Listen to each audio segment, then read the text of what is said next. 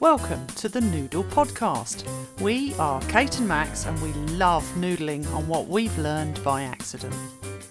This podcast is a space where we share how we get the best out of ourselves and the people we've worked with. In today's episode, we talk about choosing your attitude and owning your story when everything seems really difficult. Why, when going through a breakup, every song you hear is about breaking up. And what is it we really want others to feel about us? Beautiful. Synchronicity. Yeah. So where are we at now? Podcast number 5. Yes. And I think we're talking today about intentions. Yes. So what's your intention? What's your intention? What's your intention?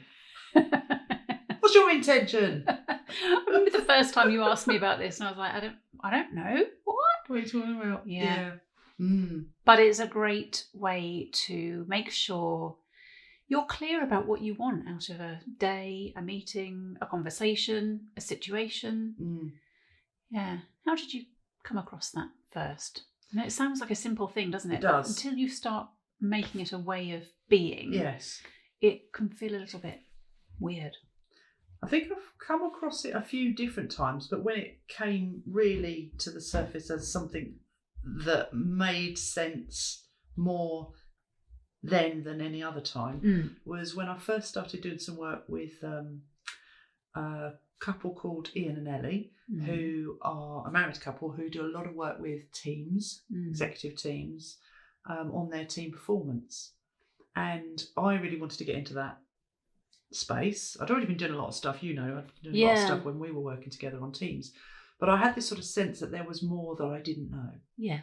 And I wanted to get involved. So I asked them if I could support them in return for seeing them do their magic. Like team coaching, getting teams to perform better, that sort of thing. Okay, yeah. So they agreed, said that I could come along and support them, working with teams, which is, hugely exciting. And we did a lot of work preparing for this 2 or 3 day offsite for this particular team. And we were going through all the agenda, whatever. Then suddenly they just stopped and said, "Okay, so let's do our intentions." A bit like you went, "What's going on? Intentions? What's that? Sounds a bit dramatic." And we just stopped and really thought about how did we want to be over the next day or two? How did we want to be with one another? And how did we want to be with the people we were going to be together with? So we could really concentrate less on the what, because that was the agenda and the steps we were going to go through, but what was the feeling that we wanted to engender in the situation or the way we were working with these people? Yeah. And it really made me stop and think, how do I want to be with these 2 people that have allowed me in? And so I started bringing that into our work and saying, okay, before we sprint into this session with our brilliant agenda and our amazing skills. Like a client meeting. Yeah. Or where maybe we were wanting to win some work. So we had a pitch. And so you were clear that it wasn't about, right, our intention is win the work. It's what do we want these people to know or feel about us? And just by being clear, okay, we want them to know that we're fun, maybe.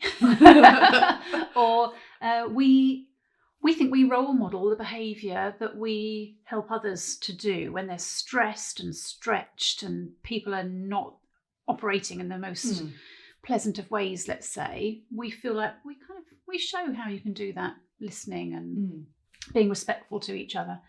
So let's demonstrate that. Maybe if it crops up, then fine. But have it as an intent, and it comes through by like osmosis, doesn't it? Just having the intention, you then, once you've said it and articulated it, you don't have to then be focusing on it very much because it just seems to bubble up, it pops up. Yeah. I mean, for me, there was stuff in there about making sure that you and I were clear about how we wanted to be with one another as well in front of. So that intention of what I intend to do today is I want to make sure that I support you when you say things or do things, and that I'm there if in any way, So just that partnership piece as well, but really thinking about behaviours and values as well. Yes, absolutely. And so once you've articulated it, I mean, I do that. I've been doing that for a number of years, is kind of pick a word for the day And I got this from an inspirational speaker who came to speak at a business I was at, called Deborah Searle, who rowed across the Atlantic single-handedly. Right. She hadn't meant to do that, but her Okay. partner, How can you accidentally not mean to row across? Because the person who really wanted to row across the Atlantic as part of a team, I don't know if it was a race or a competition or something, her husband at the time, it turned out 3 days into their trip, was actually, he had panic attacks and he was terrified of being in the open ocean. Oh, so he was rescued. Small detail. Which you wouldn't know until you've done it, I guess. No. He was rescued. She decided to carry on and did it herself. So it was a lonely, long journey for her. And at some point she realised she had to choose her attitude for the day. And, she was being buffeted by waves. And you can use this as an analogy for all the difficult things that you have in your work or home life, really. And yes, you can say, other people have got it easier than me, so I should just be grateful for what I've got. I'm hearing that quite a lot at the moment. It doesn't take away from the fact that things are tough, but you can choose your attitude. Yes. So if your attitude is, if my word for the day might be fun or be creative or be optimistic, that again will seep through. If I wake up in the morning, what's my word? What's my value that I'm going to live today? I've seen it on your screen when you're sharing, when we're Zooming. I suddenly see that. Oh, let's see whether Kate's living up to that one today. It's good though. Do you know, I often do forget about halfway through the morning, but it's the thing that really motivates me first thing in the morning is to set that intention. And weirdly, it will often crop up during the day to remind me, we're having fun today, or we're being creative, because the word crops up, or you just see it in things that you're reading or hearing. But isn't that the NLP thing that I've talked about before, about that idea of there's something about setting an intention? We go on holiday a lot to Wales and we will do the same walks, and we have been doing the same walks for 20 years maybe. So you could think, it's the same old walk, or you could think, what are we going to see today that we haven't seen before? And by opening up the possibility and allowing your brain to look for or look out for something else or something different, you find it. Whereas if you walk thinking it's the same old walk, we're going to see the same things we always see, you'll see the same things you always see. So are you intentional about what you're looking out for? Or do you just say anything new, we're going to scan for that? More so broad, so not specific, not looking out for a pink thing today, but you could be being right, we're going to look for something shiny, or we're going to look for something an animal, not a specific animal, but you could do that. But if you keep it broad, your brain is scanning still for that thing and tries to find things that match. So you're right, you get a mixture of things happening through the day that are drawn like a magnet to your intention. Yes. And they're not really drawn like a magnet. It is a part of your brain that is responsible for finding patterns or being aware of those words. I don't know if you've ever come across a word that you don't know, and you learn what that word is, and suddenly it pops up for the rest of the week. You're seeing that or hearing that word everywhere. Or maybe you're worried about something. Maybe you're having a breakup, and every song suddenly seems to be a breakup song. Yeah. Or you're falling in love, the other way around. Every song seems to be about that. It's that part of your brain, it's called the reticular activating system, the part of your brain that is responsible for a number of things, including noticing those patterns and seeing those signs. It's also responsible for waking you up and consciousness. Very helpful. Thank you. You're welcome. You'll come across that loads now. That's what will happen. The thing that's in there is reminding me of simple rules that I picked up again years ago. Don't need to keep putting the years in, do I? When I went on my organisational development programme. Yeah. And we covered this idea of simple rules that I really liked. So you've got your daily thing, you've got your daily intention. Yes. The simple rules is an idea of what makes me operate to the best way that I can, and what are the simple rules I need to remind myself to stick to so that I can be the best version of me. So it's intentionally choosing things that make me be good at what I do. So noticing, first of all, then articulating, when are you at your best? What are the ingredients that factor into that? So what are your simple rules? What do you mean? So an example would, well, not example specifically, I've got things like join the dots. I know I'm good at joining the dots. Okay. So if I'm in a situation where I'm not joining the dots, I'm not concentrating on joining the dots, I realise I'm not working at my optimum.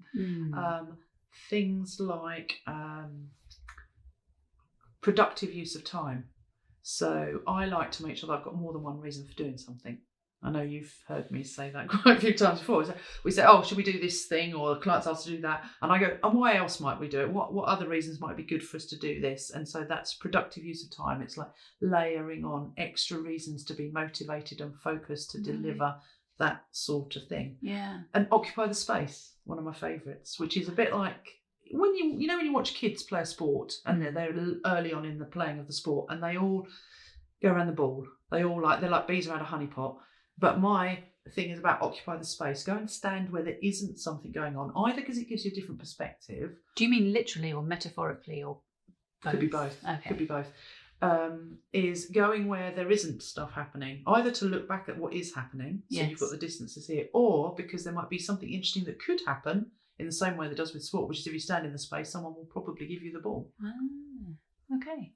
But those simple rules are really good for me to remind myself how to be being the best version of me and be intentional about that, so that if I'm not doing those things, I know I'm not bringing my skills to the fore.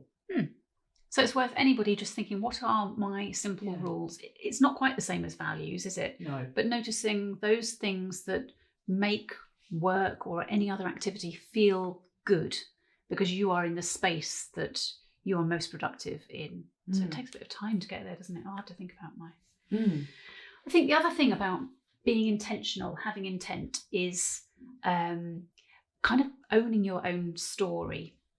Okay. So particularly at the moment with the pandemic and so on, and with people feeling so stressed and change happening that you don't elect, but it's coming at you, you're having to go with these new rules over and again, is you can think about, how do I want my this particular chapter of my life to play out?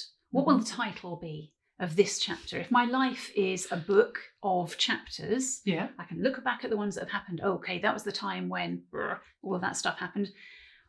You're in a chapter right now. So how do you want to be? How do you want to play this out? So again, quite a lot of my coaching clients are right in the thick of it and really finding things very difficult for very practical reasons. But I encourage them to think about, what's the title of this chapter going to be for you? And that allows you to have that sense of riding the crest of the wave rather than going under. I mean, even as you say that, that's making me think that I wouldn't want the chapter to be bored. Bored and lonely. So it would need to be something else, because even as you say that, you go, okay, right, I need to choose a different set of intentions for this story. And then it starts to do the thing you're talking about, the reticular, what was it? Activating system. Thank you. Reticular activating system comes into play. And there's something about acting as if you are somebody else. So bringing that into your story, I remember, if you're stuck, if you're finding it really hard to get perspective on what you're doing and it all feels difficult and it's not very helpful, then how would somebody I really admire be in this situation? What would they be doing? Is that what you mean? Yes. I remember working with a guy called Mark, who was a very super smart actuary. And we were working in a situation where we were having to put several scenarios together for how to solve a industry regulatory review. Basically what it meant was, insurance company had got lots of people complaining, saying you've missold us stuff. Okay, yeah. But it was happening across the whole industry. Yes. Nobody knew how to do it. Nobody knew how to fix it. All we knew was there was lots that needed fixing and it needed to be done quick, and the government were interested in how fast it was being fixed. Yeah. So our job was to come up with some sort of crystal ball gazing situation of, right, we need 400 people to do this many processes over this sort of timescale with this many checks. I mean, talk about Spreadsheet Central. It was mind-boggling. But the thing about him was, I remember experiencing him and him being like a swan, this sort of really graceful. Somebody would give him a challenge that didn't seem possible to fit into 10 minutes, and somehow he could slow time down. Wow. Do the thinking and then get the answer in the 10 minutes. And so that version of intentionally choosing to be a bit more like Mark in moments I still have him in my head at certain moments when I think, right, we've got a ridiculous challenge in a ridiculous short space of time. Oh, I need to be more Mark. Okay. I don't have a Mark, but I do have what would Beyonce do. If I'm feeling a bit wobbly about something and I need some courage, a bit of power, what would Beyonce do? Yeah, it works, but it does work to get yourself out of your own space where maybe just everything feels very difficult and dark and heavy. When you need to have a little bit of lightness and fizz about you, then you can do it that way. Fizz might be my intention for today. Yeah, I need that. Yes. Given that it's a Monday morning and I've been feeling a bit, and it's that time of year when everything feels quite like it's getting dark and drizzly. Fizz. I think I just want sunshine, which seems to be coming in and out of this room as we're trying to record. So yes, sunshine, sunlight, light. I think light is what I need today. Beautiful. Light. Yes. And if it isn't there, then you can get it from within. That's the idea. You can make it happen. So our summary, I guess, for today is choosing how you want to act. So it's the how, but it's choosing the how. Yeah. Whether that's in the moment, for a whole day, a story for a whole period of time. A phone call you have to make, anything. Yeah. But just take that moment to be intentional. Wonderful. Thank you. Thank you for joining us today. If you're interested in any of the tools or approaches that we discussed, you'll find them on theaccidentalmanager.com. We'd love to know what you think and any experiences that you have that you're happy to share. Please leave a message for us on www.neural.space. Don't forget to subscribe, share, and leave us a review. We'll see you next time.